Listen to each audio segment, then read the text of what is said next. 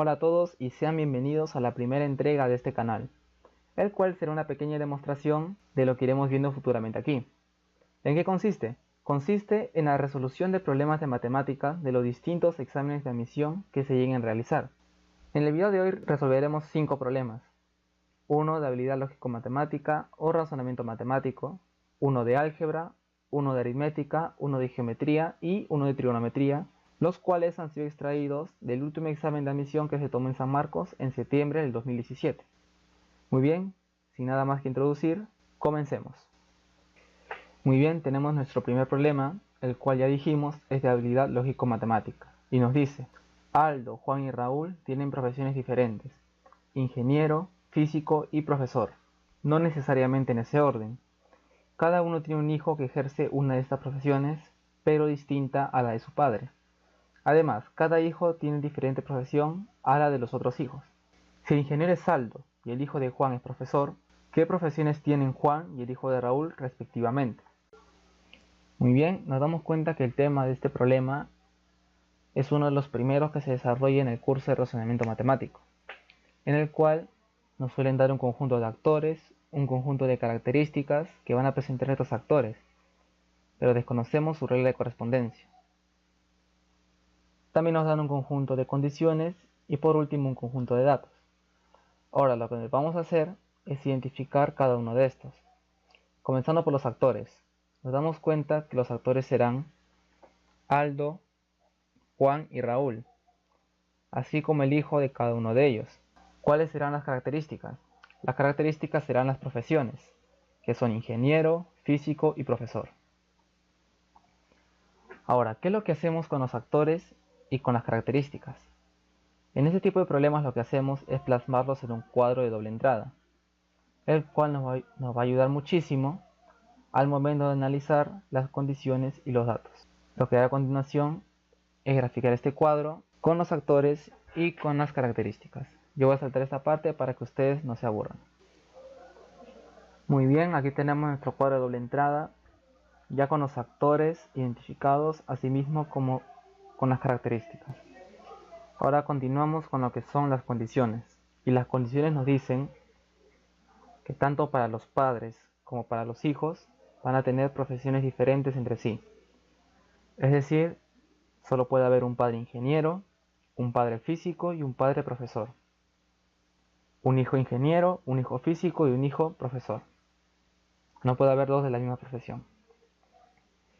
Ahora, la condición clave es la siguiente, la que nos dice que cada hijo tiene una profesión diferente a la de su padre. Es decir, si Aldo fuera ingeniero, el hijo de Aldo no va a serlo. Y de igual manera, por ejemplo, si el hijo de Raúl fuera físico, Raúl no va a ser físico. Una vez que tenemos entendido esto, continuamos con lo que son los datos. El primer dato nos dice, si el ingeniero es Aldo, muy bien, ubicamos a Aldo, ingeniero, y denotamos con una letra S que Aldo sí es ingeniero. Y por la primera condición, entendemos que Juan no es ingeniero y tampoco Raúl. Y también que Aldo no será físico y tampoco profesor. Y ahora, por la segunda condición, tenemos que si Aldo es ingeniero, su hijo no va a serlo. Ahora utilizaremos el segundo dato, que nos dice el hijo de Juan es profesor. Ubicamos al hijo de Juan, profesor, es profesor. Y de igual manera, por la primera condición, el hijo de Juan no va a ser ingeniero y no va a ser físico.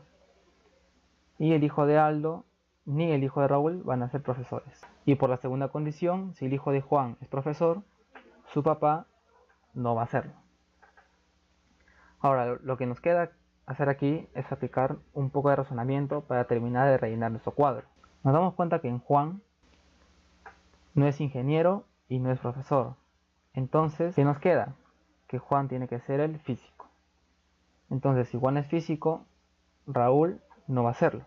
Y para finalizar con la parte de los padres, si él es ingeniero y Juan es físico, Raúl tiene que ser el profesor. Muy bien, tenemos la sección de padres completa. Ahora terminaremos con los hijos. El hijo de Aldo no es ingeniero y no es profesor. entonces él tiene que ser el físico. Y si el hijo de Aldo es físico, el hijo de Raúl no va a ser el físico. Y para terminar de completar, tenemos que el hijo de Raúl va a ser el ingeniero. Muy bien, ya tenemos nuestro cuadro rellenado. ¿Qué nos pide el problema? Y lo que nos pide es, ¿qué profesiones tienen Juan y el hijo de Raúl respectivamente? Ubicamos a Juan, Juan es físico y el hijo de Raúl es ingeniero. Entonces, nuestra respuesta sería físico e ingeniero. Muy bien, con eso tenemos la solución de nuestro primer problema. Muy bien, aquí tenemos nuestro segundo problema, el cual es el curso de aritmética. Y nos dice, la negación del enunciado. Si Inés está bien de salud, entonces ella sigue las indicaciones de su médico es.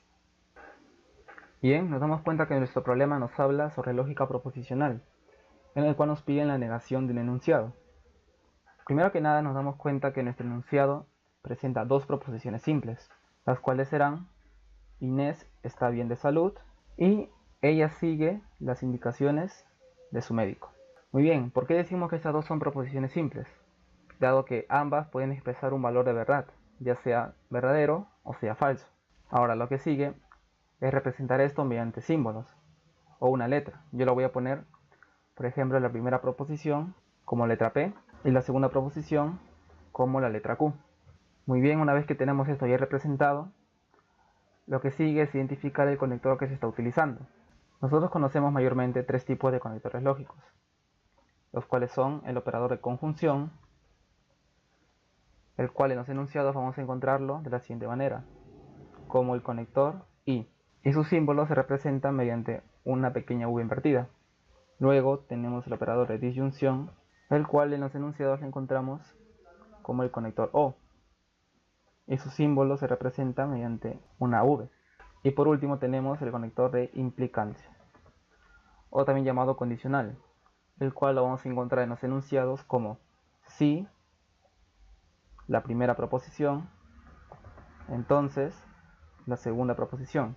Y su símbolo es una pequeña flecha apuntando hacia la derecha. Bien, una vez entendido esto, nos damos cuenta que nuestro enunciado presenta la siguiente forma. Si la primera proposición, entonces la segunda proposición. Es decir, en nuestro enunciado se presenta un conector de implicancia. Por lo tanto, nuestro enunciado se representa de la siguiente manera. La primera proposición que es P, condicional Q. Bien, ahora nos queda negar esto. Pero negar una condicional no es fácil a simple vista. Así que lo que haremos es representarlo en su equivalente lógico. ¿Qué es un equivalente lógico? Es mostrar la misma idea, pero de diferente forma. Y en nuestro caso, el equivalente lógico de una condicional o de una relación de implicancia es la negación del primero o el segundo. De esta forma su negación es más sencilla, dado que si tenemos la negación de cualquier proposición formada por un conector, o bien sea de disyunción o de conjunción, este operador de negación va a afectar a cada uno de los componentes. Es decir, en el caso del primero, se niega, luego en el caso del conector, si es de disyunción, cambia a ser de conjunción, el cual es técnicamente su opuesto. Y se niega la segunda proposición. Ahora, una vez que tenemos entendido esto, procederemos a negar nuestra proposición, la cual será negación de la negación de P o Q. Bien, la negación sería de la siguiente manera. Como dijimos, el operador lo niega a cada uno de ellos, pero la negación de una negación simplemente se elimina y queda la proposición original, es decir, P. Y como dijimos, cuando se niega un operador de disyunción, se vuelve un operador de conjunción. Y por último, habría que negar la segunda proposición. De esta forma es como resulta todo esto. Pero las alternativas nos dan en enunciados. Vamos a expresar esto en enunciado. Nos dice P. Sabemos que P es Inés está bien de salud. Y por el operador de conjunción. Y nos muestra una negación. Es decir, no. Y Q es sigue las indicaciones de su médico. Y no sigue las indicaciones de su médico. Bien, nos damos cuenta que nuestra respuesta expresada en enunciado es exactamente igual a la alternativa A. Por lo tanto, esta sería nuestra respuesta para nuestro segundo problema. Bien, continuamos con el siguiente problema que sería uno de geometría y nos dice: Dos hermanos heredan un terreno que tiene la forma de un cuadrilátero ABCD, como se muestra en la figura. Para repartirse el terreno, ambos hermanos acuerdan dividirlo en dos partes triangulares y trazan una línea divisora desde B hacia D, formando con los lados adyacentes a D un ángulo de 90 grados y otro ángulo de medida igual a la del ángulo agudo que se opone a la línea divisora. Dado que el hermano menor se quedará con la parte de mayor área, ¿qué área tiene la parte que le corresponderá al hermano mayor? Bien, primero que nada vamos a realizar el trazo correspondiente, que es de B hacia D. Asimismo vamos a señalar los ángulos que se nos indican, el cual es el ángulo recto y el ángulo agudo de aquí, cuya medida va a ser igual al ángulo que se encuentra en este vértice. Ahora, ¿por qué este ángulo? Dado que este ángulo va a ser el que se opone al trazo BD. Bien, a lo que yo voy haciendo esto voy a cortar el video, así que nos vemos en un momento. Bien, aquí tenemos nuestra figura ya con el trazo realizado y los ángulos señalados de acuerdo al problema. Bien, aquí le he puesto este ángulo B para señalar la suma entre B, A y el ángulo recto, que es de 90 grados, debe ser 180. Entonces aquí es A y aquí es 90, de igual manera aquí tiene que ser B. Bien, al lado BD le he puesto N. Ahora, ¿por qué he hecho esto? El lado BD es común tanto al triángulo BAD como al triángulo BDC. Así que si hallo esto, me va a ayudar muchísimo en la solución de nuestro problema, el cual, les recuerdo, nos pide el área de la parte que le corresponde al hermano mayor, es decir, al área del triángulo pequeño, dado que el hermano menor va a recibir el área de mayor tamaño. Muy bien, ahora, ¿cómo hallamos el n? Nos podemos dar cuenta que entre el triángulo BAD y el triángulo BDC existe una relación de semejanza. ¿Por qué? Porque ambos triángulos presentan los mismos ángulos, AB y el ángulo recto, AB y el ángulo recto. ¿Y qué nos quiere decir semejanza? Nos quiere decir que los lados correspondientes a cada uno de los ángulos del triángulo o de los triángulos van a seguir la misma proporción. Entonces, si plasmamos esto en nuestro problema, tendríamos lo siguiente: el triángulo BAD va a ser semejante con el triángulo BDC, ¿correcto? Y como dijimos, van a seguir una misma proporción. Con esto decimos que si comparamos la proporción de dos lados, va a tener que ser igual a la otra proporción de los otros dos lados. Bien, si tomamos el caso del triángulo BAD, tenemos que el lado que se le opone al ángulo A es de 4 metros y el lado que se le opone al ángulo de 90 grados es N. Ahora, continuando con el triángulo BDC y siguiendo el mismo orden que con el primer triángulo, decimos N es el lado que se le opone al ángulo A y 16 será el lado que se le opone al ángulo recto. Ahora solo tenemos que resolver esta pequeña ecuación para hallar el valor de n, la cual será n al cuadrado será igual a 4 por 16, que eso es igual a 64. Bien, ahora extrayendo la raíz cuadrada tendremos que el valor de n será igual a 8. Nos podemos percatar que si n es 8, la hipotenusa del triángulo BAD es 8 y uno de sus catetos es 4. Bien, entonces, ¿en qué triángulo podemos notar que un cateto mide la mitad de la hipotenusa? Esto se puede ver en el triángulo de 30 y 60 grados. Es decir, el ángulo A va a medir 30 grados debido a la relación que hemos encontrado. Ahora, este es un dato que nos va a facilitar mucho, dado que todos sabemos que la relación de los catetos en un triángulo de 30 y 60 grados es de 1 raíz de 3 y 2. Entonces, si este es el lado cuya relación es 1, este será el lado cuya relación será de raíz de 3. Por lo tanto, el lado AD va a medir 4 raíz de 3. Ahora, una vez encontrado este valor, ya podemos encontrar el área del triángulo BAD, dado que tenemos la base y tenemos la altura. Y sabemos nosotros que el área de un triángulo es base por altura sobre 2.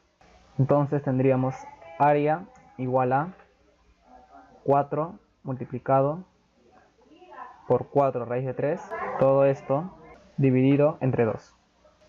Por lo tanto, nuestra respuesta será un área igual a 8 raíz de 3 metros cuadrados, dado que las longitudes están en metros. Bien, y con eso hemos hallado la solución a nuestro problema. Bien, nuestro siguiente problema, que es de álgebra, nos dice: el número n de presas consumidas en un periodo de tiempo por cierta especie depredadora de una reserva ecológica está dado por, y nos muestra la expresión n es igual a x cuadrado sobre 2x más 41 sobre 20. donde X es la densidad de presas, es decir, X es el número de presas por unidad de área. ¿Cuál es la densidad de presas para un depredador de esta especie si consume 20 presas en cada periodo de tiempo? Bien, este problema es el tema de ecuaciones, en el cual nos piden hallar la variable X reemplazando el valor n por el dato que nos dan, que es 20. Bien, una vez entendido esto, comencemos. Tenemos que 20 sería igual, voy a copiar toda la expresión de aquí, ax cuadrado sobre 2x más 41 sobre 20. Bien, lo que haremos simplemente es pasar el denominador a la parte superior. Entonces tendremos 20 multiplicado por 2x más 41 sobre 20. Y esto que va a ser igual a x cuadrado.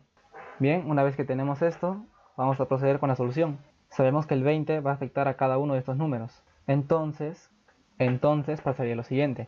20 por 2x resultará 40x. Sumado con 20 multiplicado con 41 sobre 20. El 20 de arriba con el 20 de abajo se cancelan y nos queda 41. Esto va a ser igual a x al cuadrado. Bien, ahora lo que haremos es pasar todo a un solo sentido, lo cual nos quedará x cuadrado menos 40x menos 41. Todo esto igual a 0. Bien, nos damos cuenta que esta expresión es una ecuación de segundo grado.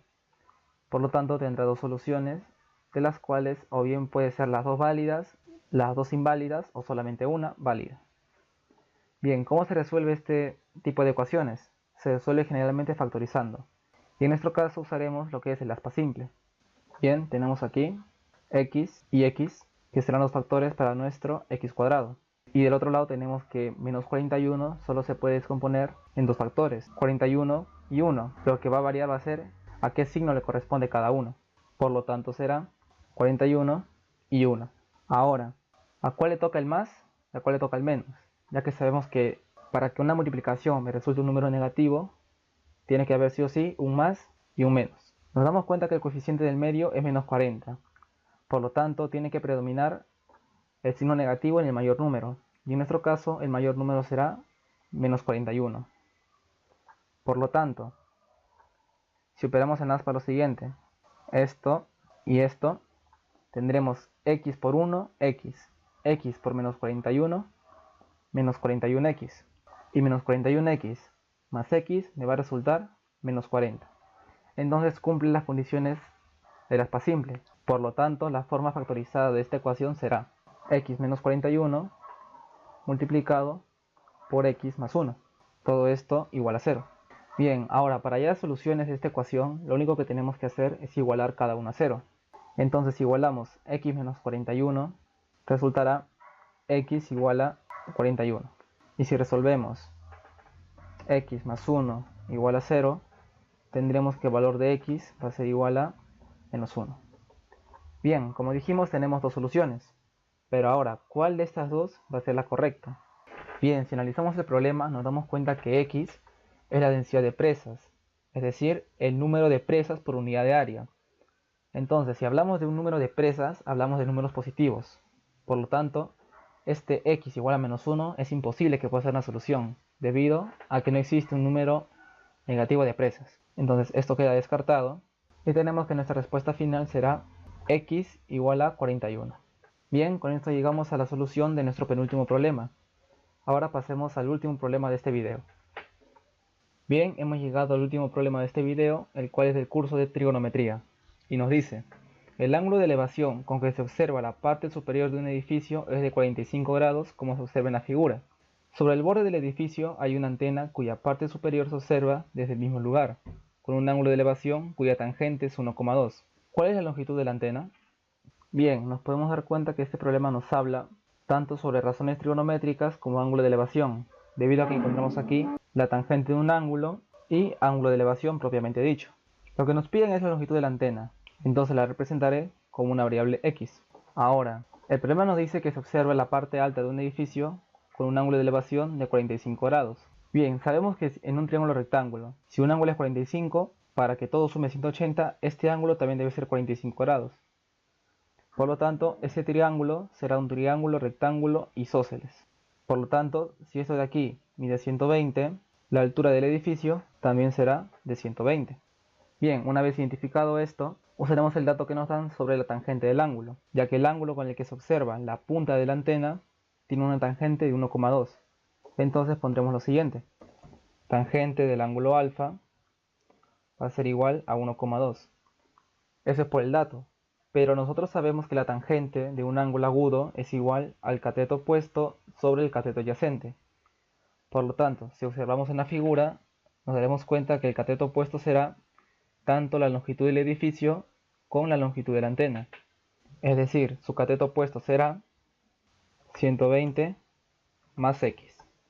Y su cateto adyacente será 120. Ojo, cateto opuesto, cateto adyacente. Bien, una vez identificado esto, lo que nos queda es igualar todo esto a 1,2.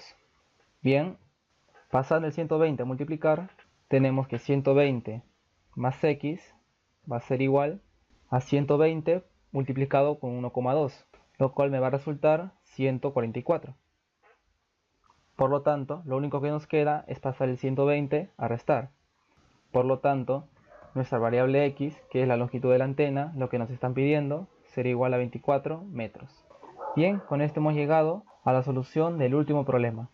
Bueno, espero les haya gustado el video y si les gustó, por favor no se olviden de dejar su like, de compartir y de comentar si es que tienen alguna recomendación, alguna parte que no hayan entendido.